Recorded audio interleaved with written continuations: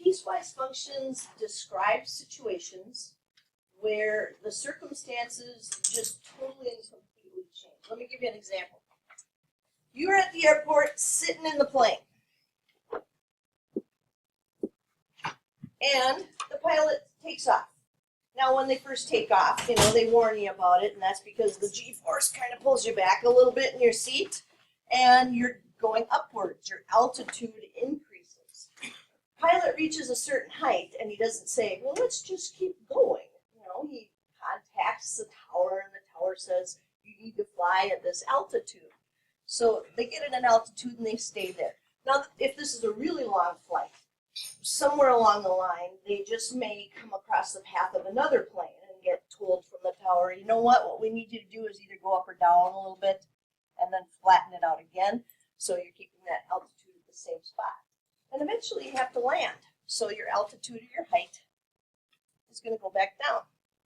That can best be described by a piecewise function, because what piecewise functions do is they allow us to break a graph apart and say, you know what? From this x to this x, we've got a positive slope. Here's an equation for that slope.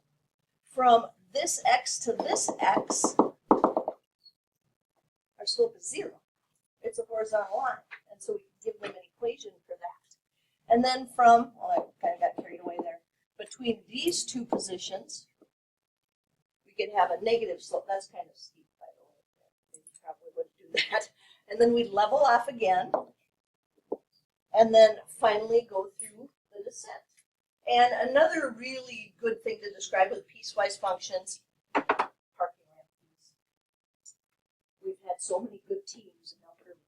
We've learned a lot about parking ramp fees. You go down, and it's hard to find parking, so you end up in one of the ramps. Well, if you do that, you go into the ramp, and it says, first hour, $5.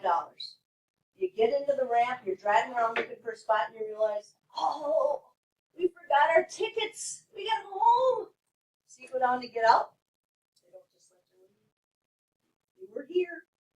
$5, please. But all I did was drive around, and then I realized I didn't have my tickets. $5, please. In fact, usually there's not even a person there anymore. It's just a machine, because you were there. It doesn't matter if you were there for 1 second or you were there for exactly 60 minutes. You were paying $5. Now, if you're parking and you're out doing whatever and you realize, oh my gosh, if I get back to the car right now, it'll be 1 hour and I won't have to pay for that next $5 worth of parking. You get back, you pull up to the meter, and it says you've been there 1 hour and 1 minute. Now you're not paying $5. Now you're paying $10. So it jumps up based on the number of hours that you are in the ramp. And that gives us what's called a step function. And step functions often look like this. Oops, open versus closed. Yeah, it didn't like me writing that high. I knew that. Crank machine. In fact, what did it do with my... It disappeared. No, 0. Don't, I'll just restart it.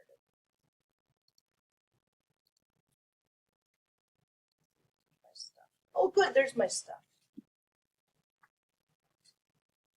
I'll just write it a little lower.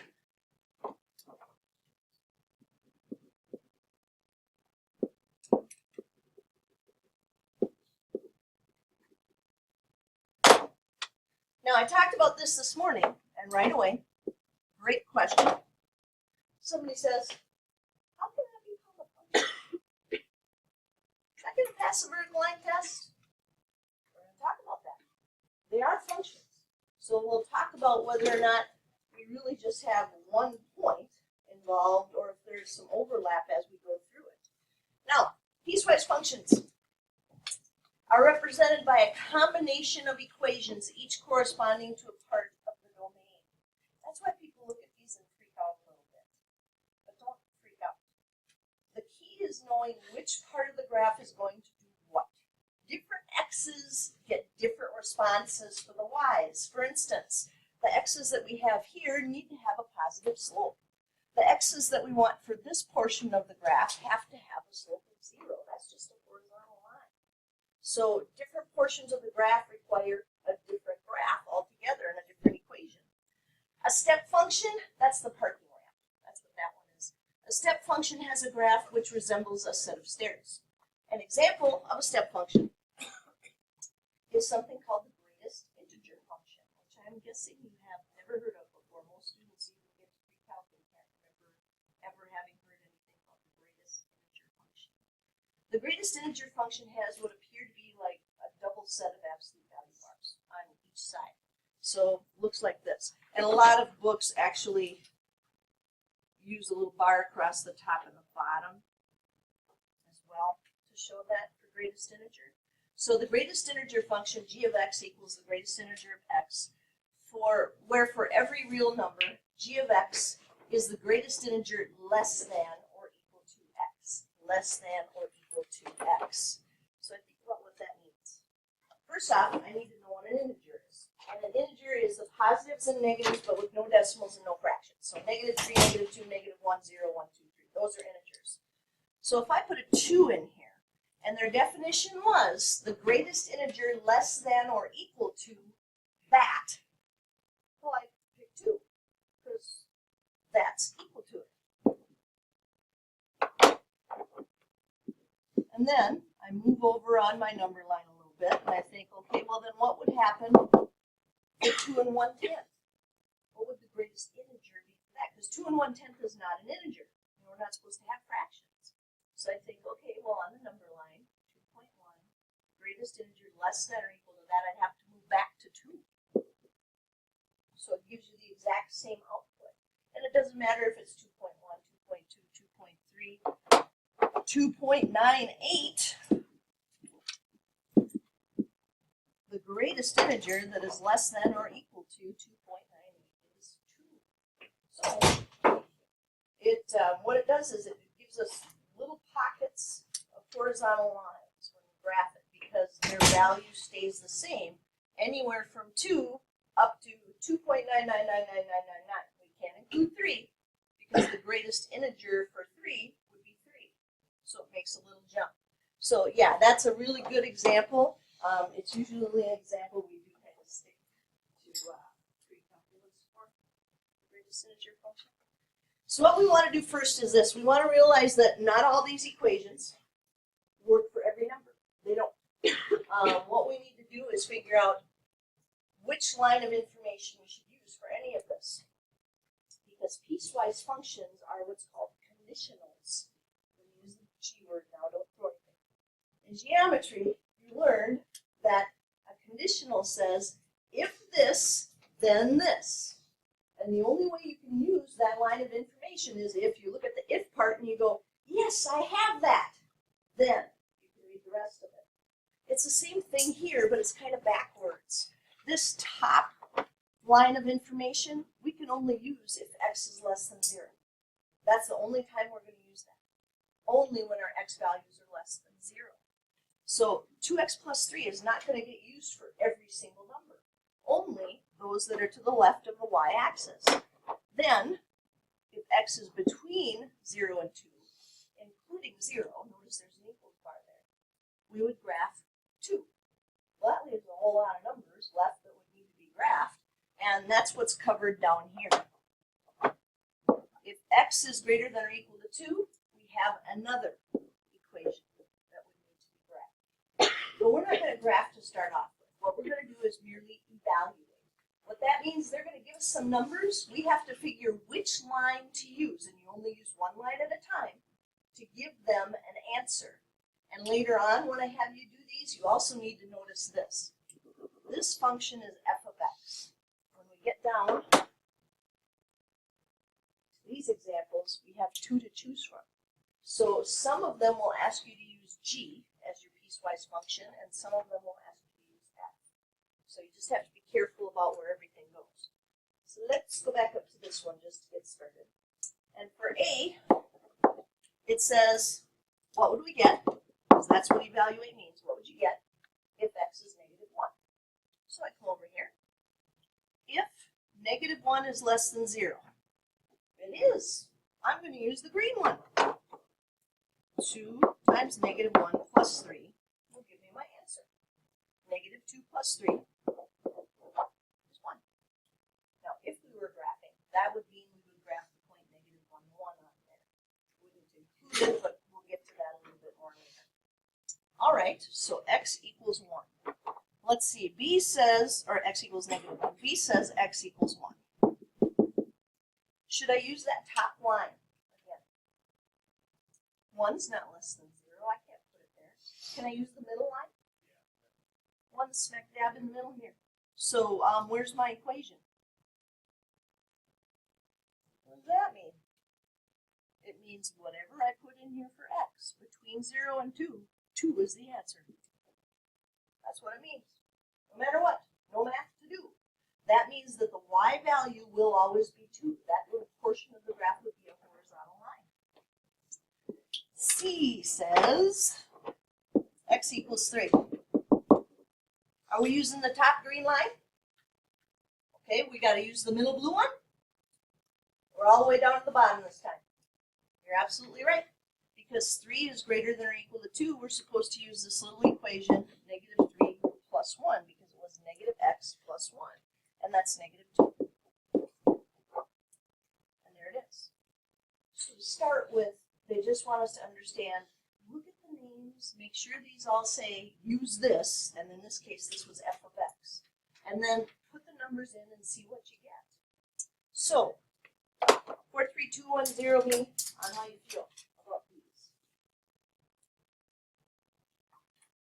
Okay, still a few numbers a little bit lower than I'd like for us to look at a partner. So, let's at least do, I don't know, 1 or 2 of these together. Number 1. There's 2 functions here. Well, I'm not supposed to use both of them. I'm just supposed to use g. So I'm supposed to put a 5 into g. Go right over here. That's when x is less than 5. 5 isn't less than 5. I can't use that line. If x is greater than or equal to 5, aha, 5 is equal to 5. I use this equation, negative 2 times 5. And I get negative 10. Am I using the same function for number 2? No, that one says f. F of 0. Okay, well, here's f of x, 0. 0 greater than 1. Oh, we did it backwards this time. Notice that happens. And we just have to read the lines. 0 less than or equal to 1. Oh, yeah, that's the one right there. So negative 0 minus 2. Negative 0, that makes absolutely no sense. 0 is neutral. In fact, I always get a chuckle on the fact that that was actually a question on Who Wants to Be a Millionaire once. There is a number that is neither positive nor negative. What number is it? People struggle with that. 0. Not positive or negative.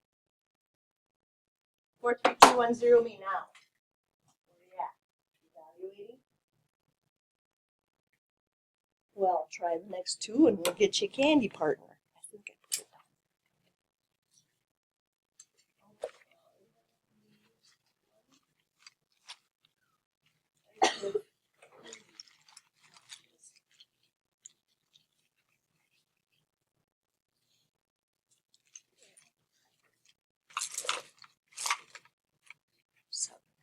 Yep.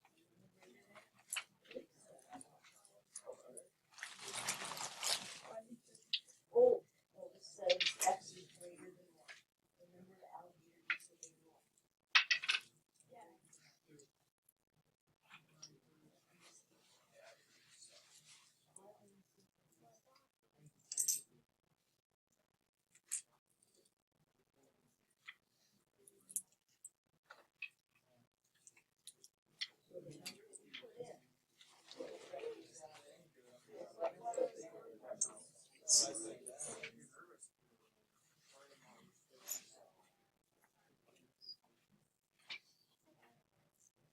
if it's true, that's the number that we use. This says 6. Let's get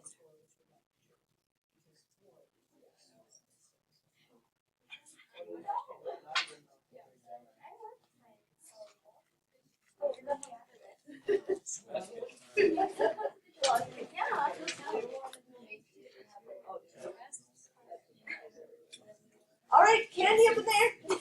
Partner, one group of 3. Banana. Banana Laffy Tappies. You got a group of 3. Find your partner, go talk to them, tell them what you got, see what they got. 4, 4. I know. I like how I just expected.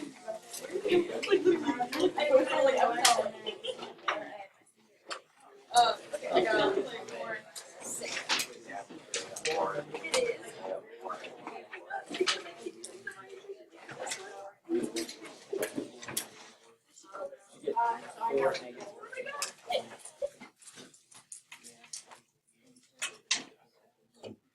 Nobody struggled at all with either one of them. That's a good thing. So with number 3, we're definitely going to function f over here and saying, well, 3 is greater than 1. 3 plus 1 is 4. G of negative 2, here's G. Negative 2 is less than 5. 3 times negative 2 is negative 6. Negative 6 plus 2 is negative 4. And yeah, the people that I was spying on, I didn't even see work. It's like you knew exactly where you were going and what you were putting in, so that is fabulous.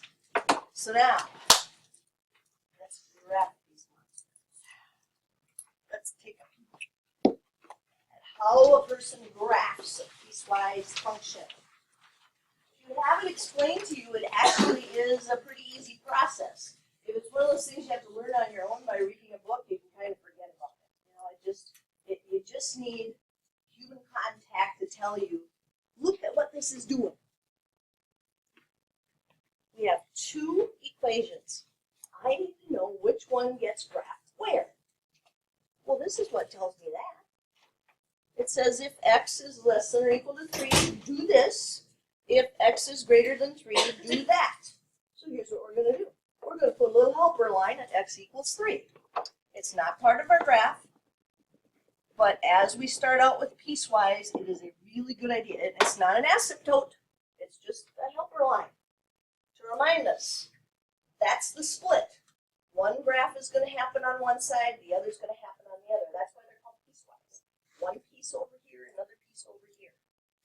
All right, we're going to start with x is greater than 3 because it's easier for students to learn about graphing to the right. That's what we're used to, so we're going to start there first. So when x is greater than 3, I need to graph 2/3 x minus 4. So think about what that means.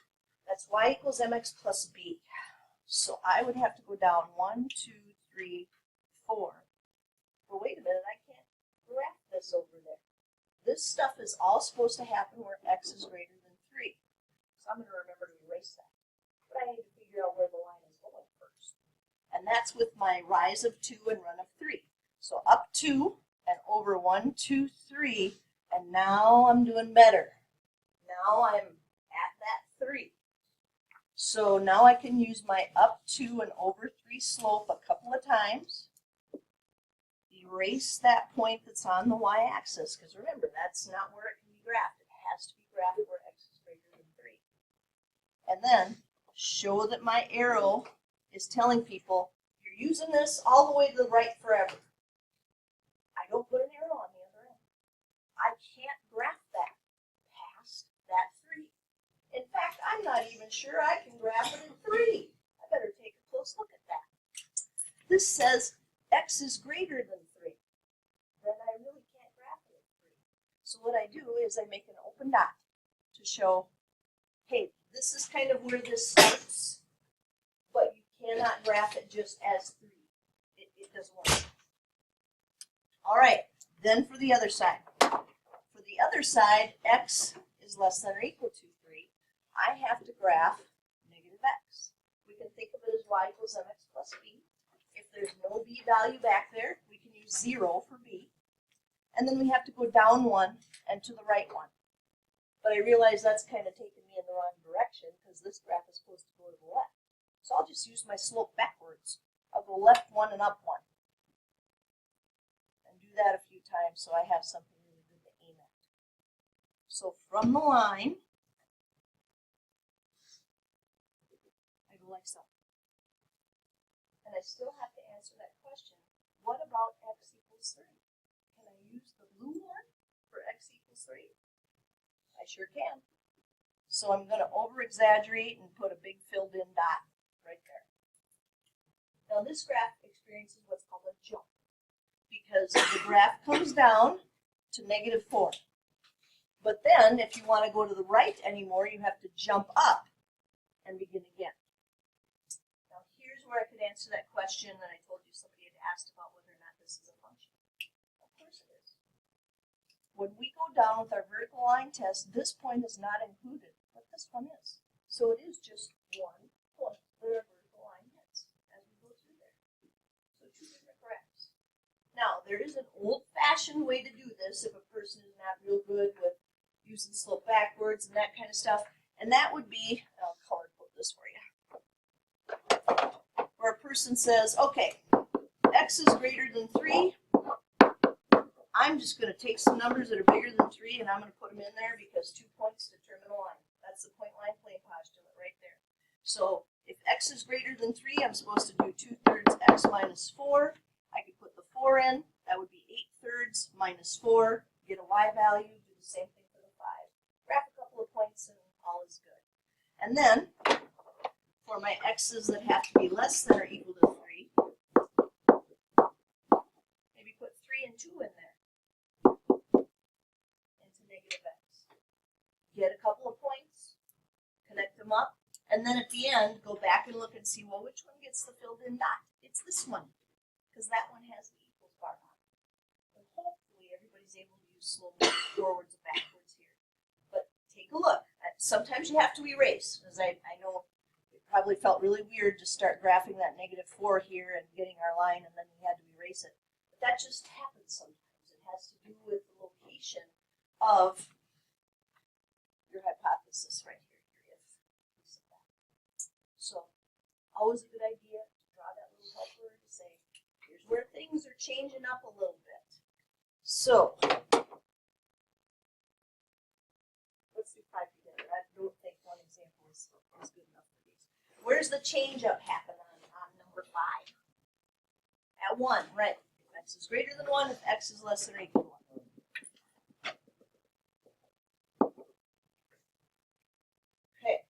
So now, like I said, most people like to do the right side first because that's typically how we would graph. So most people would come up here and say, I'm going to do this x is greater than 1 first, and that's going to be over here.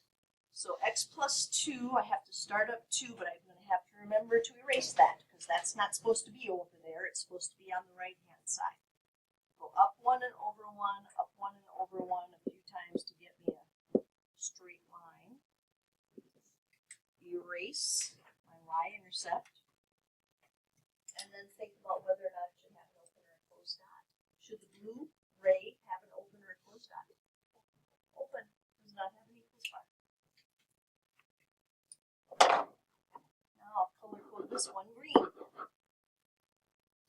This one I'm going to start at 2, and I am on the correct side for this graph, so I can leave that point there. And then I have a slope of -1, so down 1 and right 1. But again, you can use that slope backwards and say left 1 and up 1, left 1 and up 1. So you get a good aim for what's happening. And then that last open or closed dot piece. Open or closed for the green. Closed. Has an equals bar. All right. Now, work carefully on number 6. Please don't leave each other in the dust. Maybe graph the right-hand side of it and then stop and see if you and your partner have the same thing.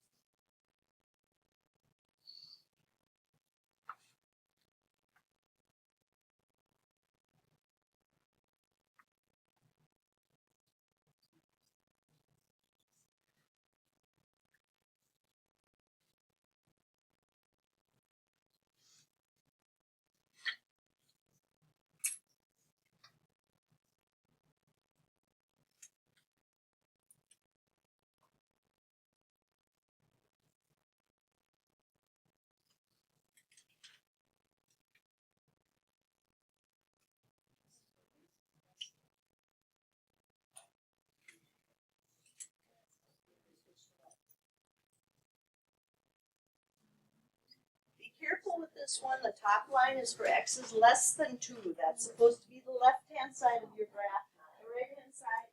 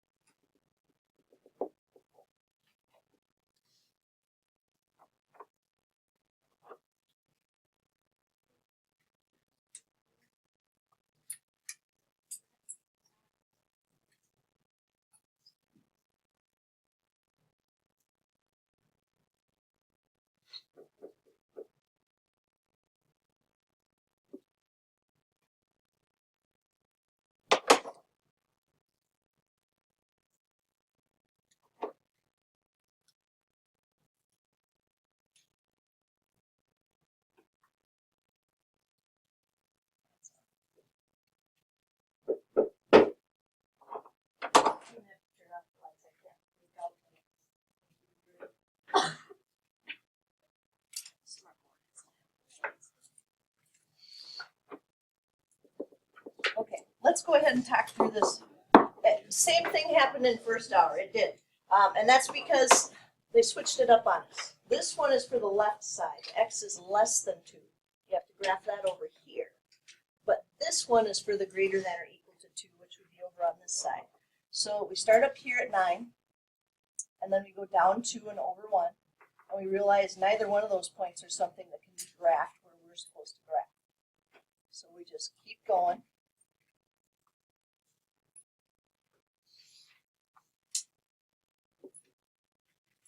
And I'm now safely on the right-hand side of x equals 2.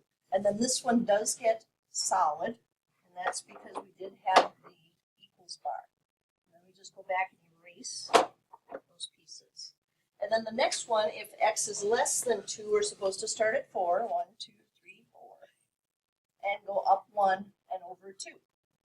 And that always freaks people out also, because what we have seen so far is piecewise functions with a jump. They go up to the line, but then they jump up or down and start on the other side. But this one connects right up. It's still a function. Here's why. There is only one of these graphs that is graphing at x equals 2, and it's this one. So there's only one point that's being graphed. We just have to be careful about which one goes on which side. Now, these can look a little terrifying. They're actually easier to graph than piecewise, but you have to think your way through it. So when I look at this, those hypothesis statements just look crazy. So something's going to happen between 0 and 2, something's going to happen between 2 and 4, and something's going to happen between 4 and 6. Yep. So let's get our helper lines on. 0, 2, 4,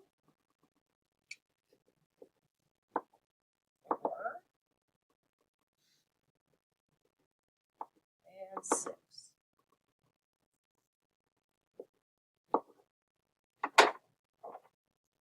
And here's the other freak out part.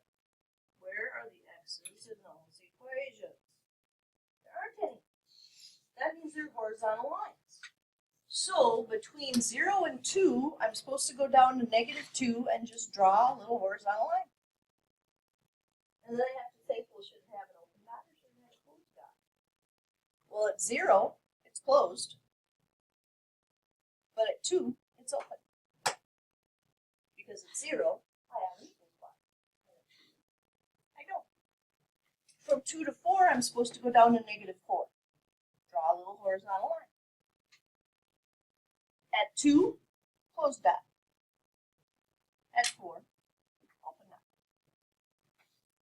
Between 4 and 6, down to -6. Closed and open. So they look scary because there's a lot of explanation that has to go into how to graph this. But it's actually easier than the graphing that we were doing before, where each line was unique. These are just horizontal lines. That's all they are. So let's look at another one. Oh my goodness, look at all that. Okay, so now is usually when people say, do we have to do the helper lines? Because this one we're going to have helper lines at 0, 1, 2, 3, and 4, and isn't that going to be kind of hard since everything will be on there at the same time? If you don't need the helper lines, don't use the helper lines. You know, that's all they were there for, was to help us. So between 0 and 1, here and here, I'm supposed to go up to 1. Should I have an open or a closed dot at 0? Open, no equals bar. Open or a closed dot at 1. Closed, as an equals bar. From 1 to 2, I'm supposed to go up to 3. All right, from 1 to 2, up to 3. 1, 2, 3, right there. Open or closed dot at 1.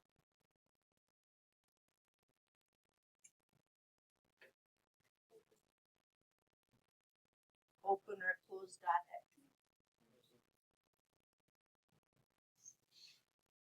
And if you take a look right now, you'll see that pattern stays the same all the way through. So on the left-hand side, it will be open, and on the right-hand side, it will be closed. Then we go up to 4, between 2 and 3. Open, closed, and 3 and 4 up to 6. Open, and closed.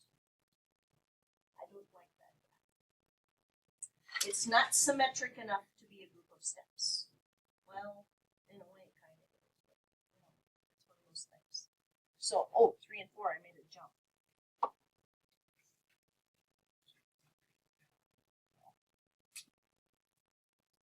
I like them symmetric, but we don't get to choose all the time, so that's how it is. So some of you are already doing 8. I want you to do 8. Do 8 and check in with your partner and make sure.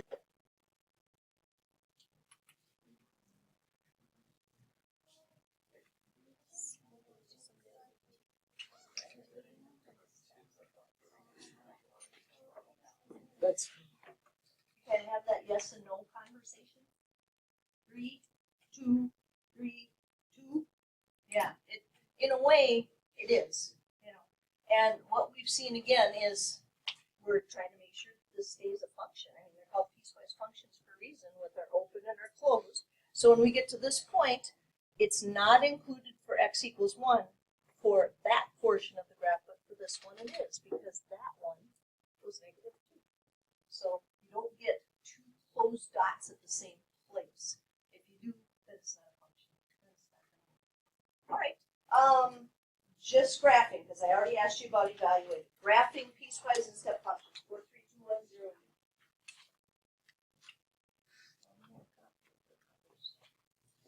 But still, good numbers, good numbers. Okay, well, thank your partner for their wonderful help. And we will have a fabulous worksheet for you.